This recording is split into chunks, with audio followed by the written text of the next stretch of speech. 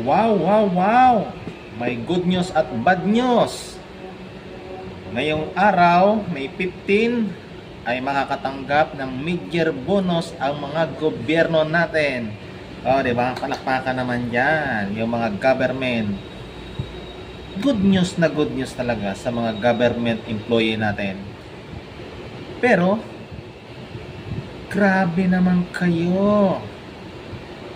Pagdating sa mga mahihirap, pagdating sa mga ordinaryong Pilipino, kahit sa mga requirements, ang babagal nyo. Ang babagal nyong kumilos. Grabe. Pero, tataasan nyo pa. Madaliin nyo pang taasan. Madali nyo pang taasan ang mga sahod nyo. Pero sa mga manggagawa, hindi nyo binibilisan. Grabe kayo. Hindi kayo makakapunta dyan, hindi kayo makakatungtong dyan sa Malacanang kung wala ang mga construction worker. Diba? Hindi kayo makakatungtong dyan sa Malacanang kung wala mga construction worker. Kaya dapat naman, unahin nyo naman yung mga manggagawa. 150 na nga lang yung itinataas. Talagang ang bagal nyo pang ipasa. Paano yan? Tataasan uli ang sahod nyo. Tapos yung sa mga ordinaryong manggagawa, hindi tinataasan. Tapos, sa tax, saan kinukuha? Sa mga ordinaryong mga mamamayan pa rin. Grabe kayo, guys. O, tingnan ninyo. Panoorin nyo. Happy ang mga taga-gobyerno ngayon. Diba?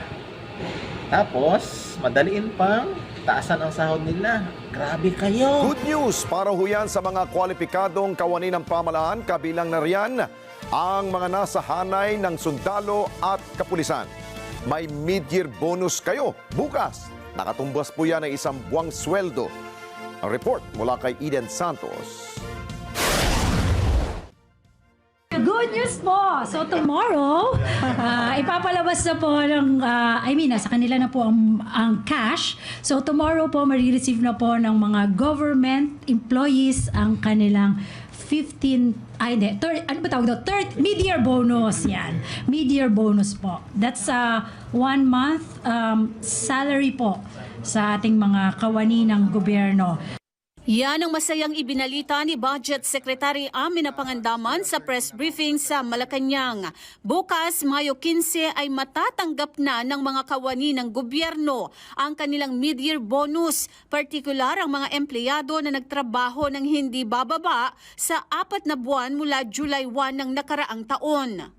The personnel must still be employed in government as of May 15 of the current year and should have received at least satisfactory performance rating in the most recent rating period or applicable performance appraisal period.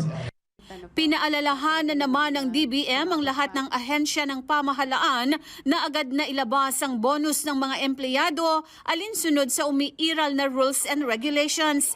Kasama rin sa makakatanggap ng mid-year bonus ang mga military at uniform personnel, gayon din ang mga nasa Philippine National Police at iba pa.